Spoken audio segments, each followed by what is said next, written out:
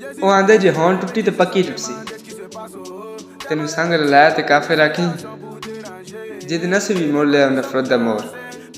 تینوں پھر بلایا تے کافر آکھیں تے کر لے سن توبہ پیار تو کسی ہور نو اپنایا تے کافر آکھیں تے اج تو سانو چھڈ کے چلے کل تو روندا نہ تے سانو کافر آکھیں کہ لڑائی ہمیں وراثت میں دی گئی ہے حضور لڑائی ہمیں وراثت میں دی گئی ہے حضور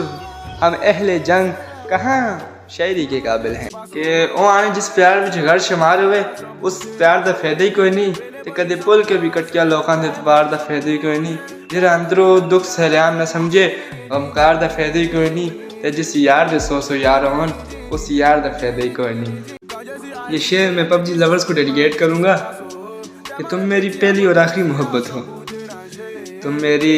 پہلی اور آخری محبت ہو تمہارے بعد میں اپنی ماں کی پسند سے شادی کروں گا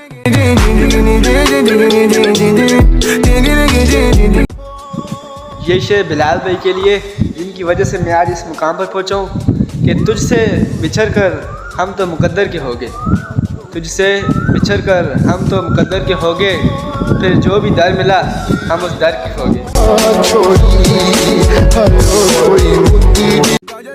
عثمان بھائی یہ شعر اسپیشل آپ کے لیے